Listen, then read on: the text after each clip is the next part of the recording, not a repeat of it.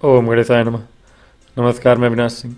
आज हम बात कर रहे हैं कुंभ राशि कुंभ लग्न के जातकों के लिए कैसा जा रहा है शनि का मार्गी प्रभाव, और बुध की भी बात करेंगे।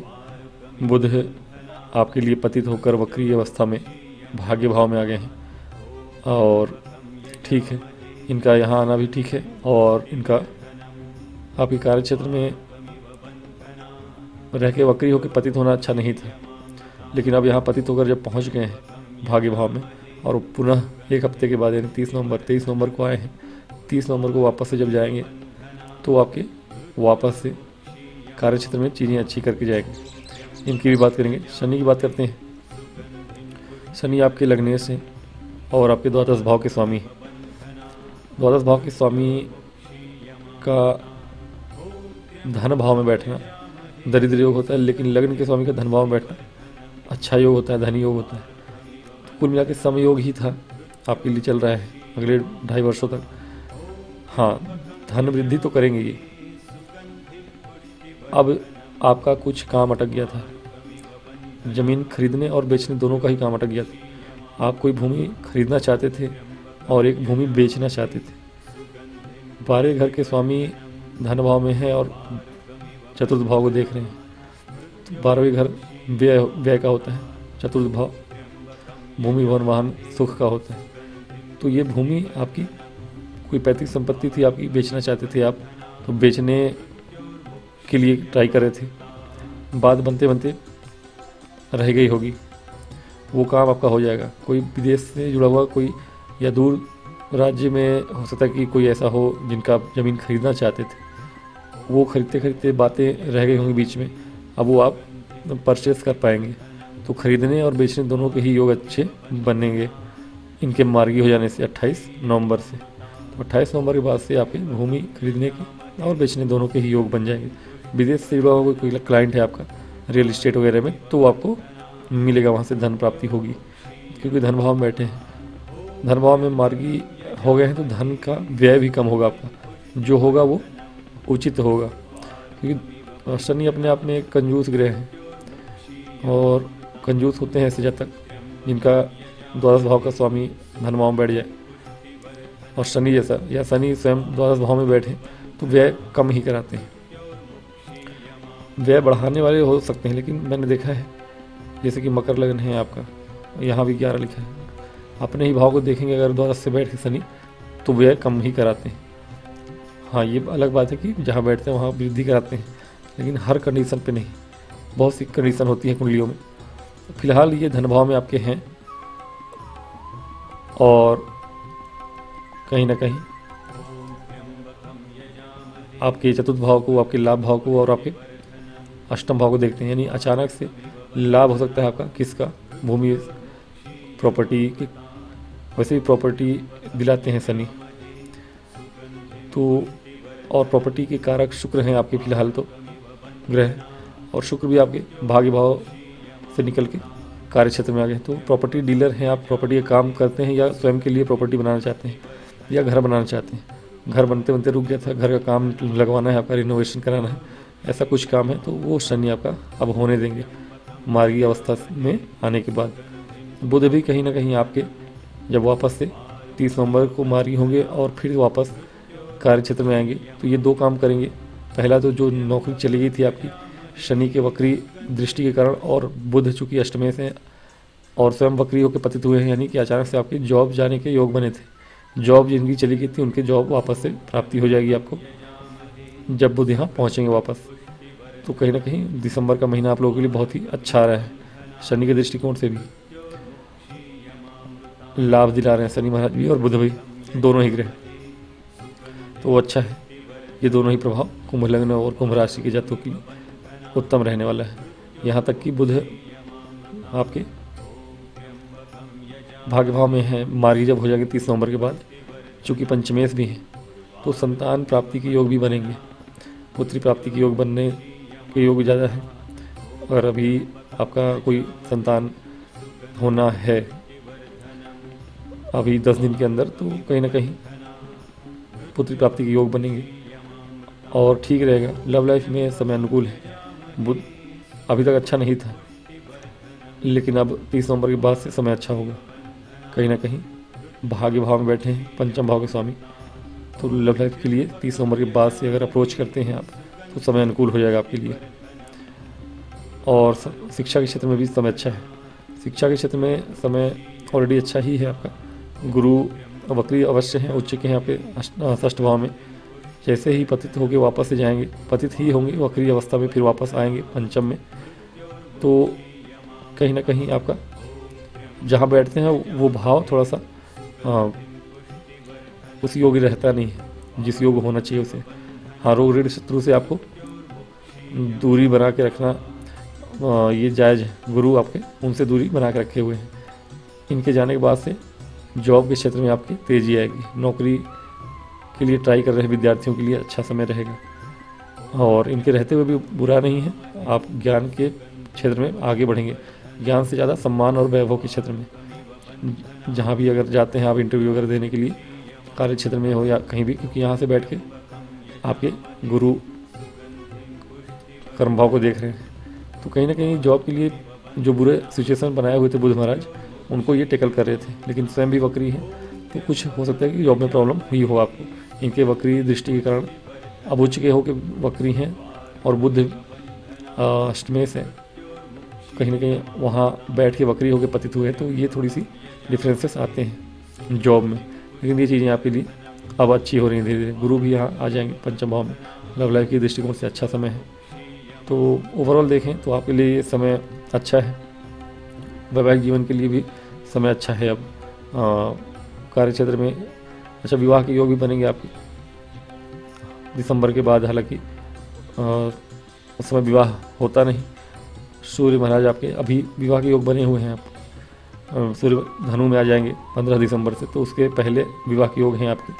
कार्य क्षेत्र में भी अच्छा करेंगे और व्यापार में भी, तो वो अलग ग्रह आपको दिला रहे हैं लाभ, तो इसमें कोई दिक्कत नहीं है। कार्य क्षेत्र हो या व्यापार, मंगल और शनि सूर्य, मंगल और सूर्य दोनों ही अच्छा ही कर रहे हैं आपके लिए, कार्य क्षेत्र हो या व्यापार हो। शनि और बुध का जो गोचर है ये अब आपको एक्स्ट्रा बूस्ट देने वाला है, क्योंकि इस बुध तो हमारी छोटे ग्रह हैं, फिर भी आपके लिए इम्पोर्टेंट थे। अभी कार्य क्षेत्र से ही वक्री हो गया था इसलिए, लेकिन शनि ज़्यादा इम्पोर्टेंट क्योंकि आपके लग्नेश का वक्री हो जाना सही नहीं था। अब जब मार्गी हो जाएंगे तो आपका पूरा जीवन ही एक तरह से सकारात्मक दृष्टिकोण से आप आगे बढ़ेंगे, तो ठीक है आपके लिए। और आप अगर उपाय कुछ करें तो ज़्यादा अच्छा है। उपाय में आप शनि की पूजा अर्चना कर सकते तो अच्छी बात है। शनि मंदिर में जाके शनिवार को कहीं ना कहीं सरसों के तेल का दीपक जलाएं और पीपल की जड़ में जल अर्पित करें। और शनि के बीज मंत्र का ओम प्राम प्रीम प्रोम सह शनिचराय नमः या हनुमान चालीसा तो अवश्य ही पढ़ें। कुंभ राशि के लिए अंतिम पड़ाव चल रहा है 7.5 का, ये देता है आपको। लग्न की बात नहीं कर रहा हूँ, राशि की बात। जहाँ चंद्रमा 11 नंबर में लिखे रहते हैं वो कुंभ राशि की बात करें। ये 11 नंबर इस भाव में लिखा है आपका, तो आप लोगों के लिए नहीं चल रहा है। हाँ, राशि चंद्रमा यहीं पे बैठे हैं और 11 नंबर यहीं लिखा है, तो लग्न और राशि दोनों ही कुंभ है, तो आप लोगों के लिए 7.5 का अंतिम फेज चल रहा है। लेकिन यदि चंद्र राशि आपकी कुंभ है, लग्न अलग है तो बात अलग है, लेकिन तो चेक कर लीजिएगा। सही है। हनुमान चालीसा तो पढ़ते रहिएगा, बाकी पीपल की जड़ में जल चढ़ाना अच्छा रहेगा। अब बात करेंगे अंतिम राशि मीन राशि की। मीन राशि, मीन लग्न की बात करें अगर, आप लोगों के लिए शनि आपके लग्न में ही है, राशि पर ही गोचर कर रहे हैं और लाभेश हैं और व्ययेश भी। 12वें घर के स्वामी और लाभ भाव के स्वामी, अब ये संप्रभाव देते हैं, यानी अब महाधनी योग और महाखर्चा योग दोनों ही बना हुआ है। अभी वक्री थे तो खर्चा योग ज़्यादा बना रहा था आपके लिए, तो कुछ दिनों से खर्च तो काफ़ी हुआ होगा आप लोगों के लिए। मीन राशि या लग्न के जो भी जातक हैं उनके लिए अनायास खर्चे बढ़े होंगे। और शनि कैसा खर्च कराते हैं? व्यर्थ का, मशीनी चीज़ों का खराब होना। मशीनी चीज़ों का खराब होना आम खर्चा होता है शनि के दृष्टिकोण से, लेकिन लाभ भी होता है। अब लाभ भाव स्वामी देखिए, जिस भाव का स्वामी जो ग्रह होता है अच्छे और बुरे समय में अपना वो फल देता ही रहता है। अब ये सम क्यों कहा जाता है? एक तरफ से महाधनी योग है और एक तरफ से दरिद्र योग है। इन दोनों को मिला के सम कहा जाता है। क्यों? क्योंकि जितना लाभ आएगा उतना धन जाएगा भी, तो बचेगा कुछ है नहीं आपके पास, तो ये सम हो जाता है। लेकिन लाभ आएगा भी और खर्चे भी होंगे, ये दोनों तो चलता ही रहता है। तो दोनों, ऐसा नहीं कि बुरी चीज़ें हैं, दोनों का प्रभाव मिलता है। लेकिन अभी पिछले 4 महीनों से जब से वक्री थे तब से वो खर्चे वाला प्रभाव ज़्यादा मिलता है। हाँ, विदेश से जुड़ा हुआ कोई काम करते हैं तो लाभ भी उसी समय में मिलता है। ऐसा नहीं कि अगर वक्री हैं शनि आपके लग्न में आके, तो अधिकतर लोगों के लिए, और विशेष रूप से जिनका चंद्रमा कमज़ोर हो कुंडली में, या चंद्र राशि और लग्न दोनों ही एक ही हो, यानी मीन लग्न और मीन राशि, इस पहले घर में ही 12 नंबर लिखा है और चंद्रमा भी यही है, उन लोगों के लिए परेशानियाँ ज़्यादा होती हैं। क्योंकि उनका मन जो होता है वो शनि के अकॉर्डिंग गोचर करता है फिर, यानी शनि जैसा चाहते हैं खर्चा कराते हैं। उनका विचार है वक्री हो गए तो आपके दिमाग में ऐसी ऐसी चीज़ें आएंगी कि आप व्यर्थ के फिजूल खर्ची करेंगे। लेकिन मान लीजिए कि शनि लग्नेश ही हैं आपके, राशि स्वामी नहीं है, और राशि स्वामी कोई और है, यानी मान लीजिए कि आप कर्क के हैं, चंद्रमा कर्क राशि में है, या धनु राशि में है, या शुक्र की राशि में है, और कुंडली में आपके वो राशि स्वामी बलवान है, तो शनि चाहेंगे कि आपका खर्च हो, लेकिन आपका बुद्धि नहीं चाहेगा। हो सकता है कि विदेश से जुड़ा हुआ कोई काम ही करते हो आप, तो वहाँ से लाभ भी होना चालू हो जाएगा उसी वक्र काल के दौरान। वक्री ग्रह वैसे भी बल ही होता है, उस बल को अगर आप अकॉर्डिंग टू ग्रह यूज करेंगे, यानी अब वक्री ग्रह है, व्यय भाव का स्वामी है, आपको पता है व्यय होगा, लेकिन 12वें घर का भी स्वामी है, तो आप विदेश से जुड़ा हुआ कोई काम पकड़ लें उसी समय, तो आपका जो व्यय होना था वो व्यय में ना बदल कर लाभ में बदलेगा। तो ये चीज़ें हैं, छोटी छोटी चीज़ें हैं, लेकिन नॉर्मली व्यक्ति ग्रहों से लड़ नहीं सकता, प्रकृति से हम लड़ नहीं सकते। आपके जीवन में जैसा आना लिखा है, जैसे ग्रह आपकी कुंडली में है, वैसा ही आपका जीवन चलेगा। तो ठीक है, अब जिनकी कुंडली ऐसी रही हो, बली कुंडली है आपकी चंद्रमा के हिसाब से, या योग अच्छे हैं आपकी कुंडली में, सारे ग्रहों के राजयोग वगैरह हैं, महादशा दशा अच्छी चल रही है, तो उनके लिए लाभ ज़्यादा हुआ होगा, लाभ भी होता है। विदेश से जो काम करते हैं तो और भी अच्छी बात है। और बुध भी देखिए अष्टम भाव में है, पतित होकर आए हैं भाग्य भाव से, तो ये भी समय थोड़ी सी अभी पिछला एक हफ्ता 23 नवंबर से 30 नवंबर तक का, वैसे भी आपके सुखों में परेशानियाँ आती हैं, मैरिड लाइफ से परेशानियाँ, या व्यापार में अचानक से आपको हानि उठाने जैसी सिचुएशन बनती है। अब वो शनि का प्रभाव भी होता है और अपने दूसरे ग्रह उनका सपोर्ट करते हैं। देखिए आपके जीवन में जब परेशानियाँ आनी होती है ना, तो हर चीज़ निगेटिव होता है। क्यों? सारे ग्रह वैसा ही फल देने लगते हैं। तो ये मिला जुला फल है शनि और बुध का दोनों का, कि व्यापार से या वैवाहिक जीवन से आपको परेशानियाँ हुई होंगी, वो दोनों ही परेशानियाँ अब धीरे धीरे आगे की ओर जाने वाली हैं। सुखों की प्राप्ति अब होगी आपको। शनि भाई बहनों से भी रिश्ता अच्छा करेंगे, मार्गी हो गए हैं। वैवाहिक जीवन पे वक्री शनि की दृष्टि, या व्यापार पे, तो व्यापार और वैवाहिक जीवन दोनों जो है संघर्ष जारी था आपका। 28 को मार्गी हुए हैं शनि, और 30 तक बुध मार्गी हो जाएंगे। वक्री और पतित होकर यहाँ अष्टम में आए हैं। अष्टम में बुध अच्छे ही होते हैं, लेकिन चूँकि आपके दो शुभ भावों के स्वामी हैं और अष्टम में आए हैं, यानी दुख लेके आते हैं, अचानक से संघर्ष भी बढ़ाते हैं, विशेष रूप से ससुराल पक्ष से। वैवाहिक जीवन में आपके अचानक से बुद्धि भ्रमित होने के कारण, वाणी भ्रमित होने के कारण, अपने पति या पत्नी से लड़ाई झगड़े होने की वजह से तलाक तक नौबत पहुंच जाती है, जहाँ की शनि भी मुख्य भूमिका में है और बुध भी वक्री थे। तो ये दोनों मिलके आपके सप्तम भाव पे को खराब कर रहे हैं। तो इससे दिखाता कि आपका व्यापार में भी कुछ गलत निर्णय होने की संभावना थी, कुछ गलत हुआ होगा जिससे लॉस हुआ हो, और वैवाहिक जीवन में भी। तो दोनों ही जगह परेशानियां हैं। अब वो परेशानियां दोनों ही मिल के दूर कर देंगे। देखिए जो होना होता है वो हो ही जाता है। अब जो आगे आने वाला है वो आपका नया भविष्य है। तो शनि मार्गी होने के बाद आपको आगे की राह दिखाएंगे।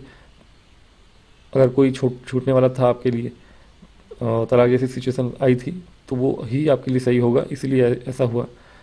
और आगे बढ़ने का समय, बुध भी मार्गी होकर जब फिर से भाग्य भाव में आएंगे, तो आपके लिए कार्य क्षेत्र में, व्यापार में और सुखों में भूमि भवन वाहन से जुड़ा हुआ कोई व्यापार है तब तो अच्छी बात है, कार्य क्षेत्र ही आपका वो है तो अच्छी बात है। इन सब चीज़ों में आपको तरक्की देखने को मिलेगा, लाभ देखने को मिलेगा। कार्य क्षेत्र में भी आप अच्छा करेंगे। शनि के मार्गी होने के बाद, शनि मार्गी होंगे, 10वें भाव पे उनकी दृष्टि होगी लगने से, अच्छा रहेगा, ये प्रभाव अच्छा रहेगा आपके लिए। और गुरु की दृष्टि भी आ जाएगी कुछ दिनों के बाद फिर से, ठीक है। हालांकि वक्री दृष्टि होगी अपने ही घर पे, बुरा नहीं। अब लाभ है आपको प्रॉपर मिलेगा, व्यय कम होगा और लाभ ज़्यादा होगा नॉर्मली भी। विदेश से जो कोई व्यापार है तो और भी अच्छी बात है, लाभ के योग बनेंगे। कार्य क्षेत्र में भी आपके बाहर जाने के योग बनेंगे। तो ये दोनों ही गोचर और आने वाला समय 30 नवंबर के बाद से आप लोगों के लिए बहुत ही अच्छा उत्तम समय है। स्टूडेंट्स के लिए भी समय अच्छा है। फिलहाल जॉब पाने के योग बने हुए हैं आपके। अगर कोई सरकारी नौकरी पाना चाहते तो सूर्य और मंगल मिल के आपको जॉब दे ही रहे हैं, कोई दिक्कत नहीं है। और गुरु संतान के दृष्टिकोण से देखें तो भी अच्छा है, प्राप्ति के योग बनाना। टीचिंग के प्रोफेशन में जो लोग हैं उनके लिए भी अच्छा समय है। लव लाइफ के लिए भी समय अनुकूल रहेगा। तो ठीक है, आप लोगों के लिए गोचर अब आने वाला समय जो होगा सारी परेशानियों को दूर करके आगे बढ़ाने वाला होगा आपको। तो मीन राशि और लगन के जातक भी आगे आने वाला समय आपके लिए अच्छा है। और उपाय स्वरूप आप कहीं ना कहीं विष्णु सहस्त्र नाम का पाठ अवश्य करें और दुर्गा सप्तशती के कवच का पाठ, केले में जल चढ़ाना, तुलसी जी को जल चढ़ाना अवश्य करिए। ये उपाय आपके लिए उत्तम रहेगा। तो आज की वीडियो में इतना ही, मिलूंगा नेक्स्ट वीडियो में। तब तक के लिए मुझे आज्ञा दें और वीडियो पसंद आए तो लाइक और सब्सक्राइब करिए। ओम